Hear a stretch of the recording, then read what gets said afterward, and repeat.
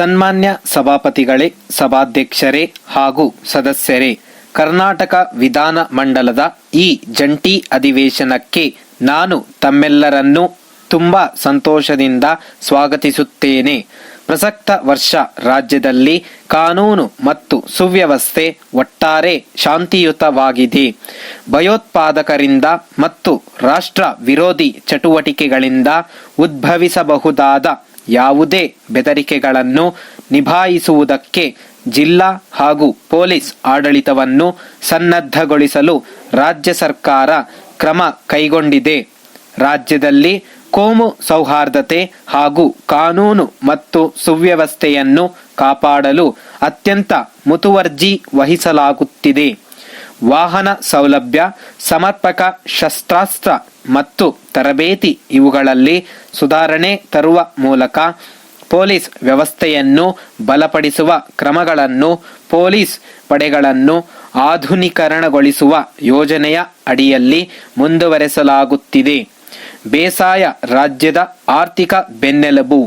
ಈ ವಲಯವು ಈಗ ತಂತ್ರಜ್ಞಾನವನ್ನು ಬಳಸಿಕೊಳ್ಳುವ ಅಗತ್ಯತೆ ಇದೆ ಮತ್ತು ಹವಾಮಾನ ವೈಪರೀತ್ಯಗಳಿಂದ ಹಾಗೂ ಕೃಷಿ ಪದಾರ್ಥಗಳ ಬೆಲೆಗಳಲ್ಲಿನ ಡೋಲಾಯಮಾನ ಪರಿಸ್ಥಿತಿಗಳಿಂದ ರಕ್ಷಿಸಬೇಕಾಗಿದೆ.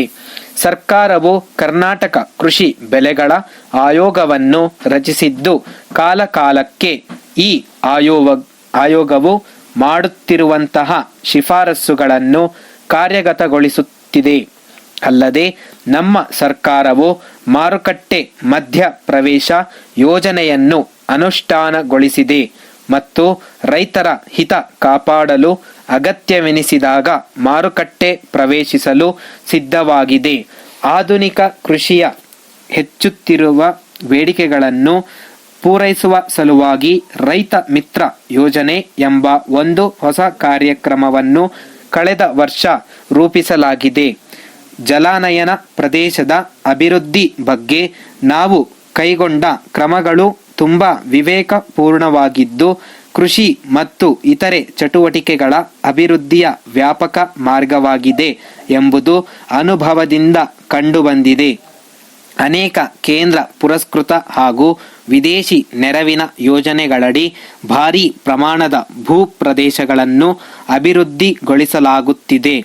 ರೈತರ ಆದಾಯವನ್ನು ಹೆಚ್ಚಿಸುವುದರಲ್ಲಿ ತೋಟಗಾರಿಕೆ ಪ್ರಮುಖ ಪಾತ್ರ ವಹಿಸುತ್ತದೆ. ತೋಟಗಾರಿಕೆಯ ಅಭಿವೃದ್ಧಿಗೆ ಇರುವ ವಿಪುಲ ಅವಕಾಶಗಳನ್ನು ದೃಷ್ಟಿಯಲ್ಲಿಟ್ಟುಕೊಂಡು ಈ ವಲಯಕ್ಕೆ ವಿಶೇಷ ಗಮನ ನೀಡಲಾಗುವುದು. ಗ್ರಾಮೀಣ ಪ್ರದೇಶಗಳಲ್ಲಿ ಸಂತೆಗಳನ್ನು ಮತ್ತು ಕಣಗಳನ್ನು ಅಭಿವೃದ್ಧಿಪಡಿಸಲು ಸಹ ಉದ್ದೇಶಿಸಲಾಗಿದೆ. ಪಂಚಾಯತ್ ರಾಜ್ ವ್ಯವಸ್ಥೆಯನ್ನು ಮತ್ತಷ್ಟು ಬಲಗೊಳಿಸಬೇಕಾದ ಅಗತ್ಯವನ್ನು ನನ್ನ ಸರ್ಕಾರವು ಮನಗೊಂಡಿದೆ. ಪ್ರಜಾಪ್ರಭುತ್ವ ವಿಕೇಂದ್ರೀಕರಣ ಪ್ರಕ್ರಿಯೆಯನ್ನು ತ್ವರಿತಗೊಳಿಸುವುದಕ್ಕೆ ಮತ್ತು ಪಂಚಾಯತ್ ರಾಜ್ ಸಂಸ್ಥೆಗಳಿಗೆ ಹೆಚ್ಚಿನ ಆಡಳಿತ ಯೋಜನೆ ಮತ್ತು ಆರ್ಥಿಕ ಅಧಿಕಾರಗಳನ್ನು ನೀಡುವುದಕ್ಕಾಗಿ ಕಾರ್ಯತಂಡವನ್ನು ರಚಿಸಲಾಗಿದೆ. ಗ್ರಾಮ ಸಭೆಯನ್ನು ಬಲಪಡಿಸಲು ಕ್ರಮಗಳನ್ನು ತೆಗೆದುಕೊಳ್ಳಲಾಗುವುದು. ಅಭಿವೃದ್ಧಿ ಕಾರ್ಯಕ್ರಮಗಳ ಅನುಷ್ಠಾನದಲ್ಲಿ ಇದು ಹೆಚ್ಚಿನ ಪಾತ್ರ ವಹಿಸುವಂತೆ ಮಾಡಲು ಇದಕ್ಕೆ ಅಧಿಕಾರ ನೀಡಲಾಗುವುದು. ಪಂಚಾಯತ್ ರಾಜ್ ವ್ಯವಸ್ಥೆಯ ಕಾರ್ಯನಿರ್ವಹಣೆಯಲ್ಲಿ ಹೆಚ್ಚಿನ ಪಾರದರ್ಶಕತೆಯನ್ನು ತರಲಾಗುವುದು. ಜಿಲ್ಲೆಗಳಲ್ಲಿ ಜಿಲ್ಲಾ ಪಂಚಾಯಿತಿಗಳು, ತಾಲೂಕು ಪಂಚಾಯಿತಿಗಳು, ಗ್ರಾಮ ಪಂಚಾಯಿತಿಗಳು, ಪುರಸಭೆಗಳು, ನಗರ ಪಾಲಿಕೆಗಳು ಮುಂತಾದವು ಸಿದ್ಧಪಡಿಸಿರುವ ಯೋಜನೆಗಳ ಆಧಾರದ ಮೇಲೆ ಒಟ್ಟಾರೆ ಜಿಲ್ಲೆಗೆ ಅನ್ವಯಿಸುವಂತೆ ಕರಡು ಅಭಿವೃದ್ಧಿ ಯೋಜನೆಗಳನ್ನು ಸಿದ್ಧಪಡಿಸಬಹುದಾಗಿದೆ.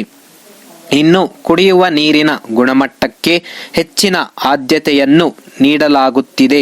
ಗ್ರಾಮೀಣ ಪ್ರದೇಶಗಳಲ್ಲಿನ ಎಲ್ಲ ಮೂಲಗಳಿಂದ ಪಡೆದ ನೀರಿನ ಮಾದರಿಗಳ ಸಮೀಕ್ಷೆ ಮತ್ತು ಪರೀಕ್ಷೆಯನ್ನು ಪೂರ್ಣಗೊಳಿಸಲಾಗಿದೆ. ವಸತಿ ಪ್ರದೇಶಗಳಿಗೆ ಸುರಕ್ಷಿತವಾದ ಕುಡಿಯುವ ನೀರನ್ನು ಹಂತ ಹಂತವಾಗಿ ಒದಗಿಸುವುದಕ್ಕೆ ಯೋಜನೆಗಳನ್ನು ಕೈಗೆತ್ತಿಕೊಳ್ಳಲಾಗುತ್ತಿದೆ. ಸರ್ಕಾರವು ಗಿರಿಜನರ ಜೀವನ ಮಟ್ಟವನ್ನು ಸುಧಾರಿಸಲು ಉದ್ದೇಶಿಸಿದೆ. ಗಿರಿಜನ ಪ್ರದೇಶಗಳಲ್ಲಿ ಮೂಲಭೂತ ಸೌಕರ್ಯ ಅಭಿವೃದ್ಧಿಪಡಿಸಲು ಮೊದಲ ಆದ್ಯತೆ ನೀಡಲಾಗುತ್ತಿದೆ. ಗಿರಿಜನ ಪ್ರದೇಶಗಳಲ್ಲಿ ರಸ್ತೆಗಳು ಮತ್ತು ಚರಂಡಿಗಳನ್ನು ನಿರ್ಮಾಣ ಮಾಡಲು ಹಣ ಒದಗಿಸಲಾಗಿದೆ. ಹಿಂದುಳಿದ ವರ್ಗಗಳು ಮತ್ತು ಅಲ್ಪಸಂಖ್ಯಾತರ ಹಿತಾಸಕ್ತಿಗಳನ್ನು ಅತ್ಯಂತ ಜಾಗರೂಕತೆಯಿಂದ ಕಾಪಾಡಲಾಗುತ್ತದೆ. ಅವರ ಅಭಿವೃದ್ಧಿಗಾಗಿ ವಿವಿಧ ಯೋಜನೆಗಳನ್ನು ಅನುಷ್ಠಾನಗೊಳಿಸಲಾಗುತ್ತಿದೆ. ಅಲ್ಪಸಂಖ್ಯಾತರ ಅನುಕೂಲಕ್ಕಾಗಿ ಶಾದಿ ಮಹಲ್ ಯೋಜನೆಯಡಿಯಲ್ಲಿ ವಿವಿಧೋದ್ದೇಶದ ಸಮುದಾಯ ಭವನಗಳನ್ನು ಮಂಜೂರು ಮಾಡಲಾಗುತ್ತಿದೆ. ಕರ್ನಾಟಕ ಅಲ್ಪಸಂಖ್ಯಾತರ ಅಭಿವೃದ್ಧಿ ನಿಗಮವು ಸ್ವಯಂ ಉದ್ಯೋಗಕ್ಕಾಗಿ ಸಾಲಗಳನ್ನು ನೀಡುತ್ತಿದೆ ಮತ್ತು ವಿದ್ಯಾವಂತ ನಿರುದ್ಯೋಗಿಗಳಿಗೆ ತರಬೇತಿಯನ್ನು ಸಹ ನೀಡಲಾಗುತ್ತಿದೆ. ಇದರ ಜೊತೆಗೆ ಪ್ರಸಕ್ತ ಸಾಲಿಗಾಗಿ ಆಡಳಿತ ಕಾರ್ಯತಂತ್ರ ಮತ್ತು ಕ್ರಿಯಾ ಯೋಜನೆಯನ್ನು ರೂಪಿಸಿದೆ. ಪ್ರತಿ ವರ್ಷವೂ ಅಂತ ಕ್ರಿಯಾ ಯೋಜನೆಯನ್ನು ರೂಪಿಸುವ ಪದ್ಧತಿಯನ್ನು ಮುಂದುವರೆಸುತ್ತದೆ. ಇದು ಉತ್ತಮ ಮತ್ತು ಸುಧಾರಿತ ಆಡಳಿತಕ್ಕಾಗಿ ಮಾಡಲಿರುವ ವಿವಿಧ ಸುಧಾರಣೆಗಳಿಗೆ ಹಾಗೂ ಬದಲಾವಣೆಗಳಿಗೆ ಒತ್ತು ಕೊಡುತ್ತದೆ. ಕ್ರಿಯಾಶೀಲ ಬೆಳವಣಿಗೆ ಮತ್ತು ಅಭಿವೃದ್ಧಿಗೆ ಉತ್ತೇಜನ ನೀಡುವಂಥ ವಿವಿಧ ಕಾರ್ಯಕ್ರಮಗಳು ಮತ್ತು ಯೋಜನೆಗಳನ್ನು ಸರ್ಕಾರವು ಮುಂದುವರಿಸುತ್ತದೆ. ಆದರೂ ಈಗಿರುವ ಆರ್ಥಿಕ ಪರಿಸ್ಥಿತಿಗಳಲ್ಲಿ ಅಭಿವೃದ್ಧಿ ಮತ್ತು ಸುಧಾರಿಸಬೇಕಾದರೆ ನಾವು ಮಿತವ್ಯಯ ಕ್ರಮಗಳನ್ನು ಕೈಗೊಳ್ಳಬೇಕಾಗಿರುತ್ತದೆ.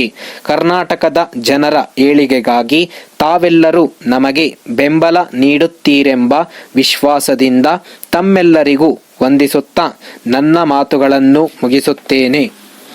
ಮಾನ್ಯರೇ, ನಮ್ಮ ಕಚೇರಿಯಲ್ಲಿ ಖಾಲಿ ಇದ್ದ ಕೆಲವು ಪ್ರಥಮ ದರ್ಜೆ, ದ್ವಿತೀಯ ದರ್ಜೆ ಸಹಾಯಕರುಗಳು ಹಾಗೂ ಸಹಾಯಕ ಅಭಿಯಂತರರುಗಳು ಹುದ್ದೆಗಳು ಖಾಲಿ ಇರುವುದಾಗಿಯೂ ಅವುಗಳನ್ನು ಸಾಮಾನ್ಯ ವರ್ಗಾವಣೆ ಸಮಯದಲ್ಲಿ ನಿಯೋಜನೆಯ ಮೇರೆಗೆ ತಮ್ಮ ಇಲಾಖೆಯಿಂದ ಭರ್ತಿ ಮಾಡಬೇಕೆಂದು ತಮಗೆ ಪತ್ರದ ಮುಖಾಂತರ ಕೋರಿಕೆಯನ್ನು ಸಲ್ಲಿಸಿದ್ದೆವು.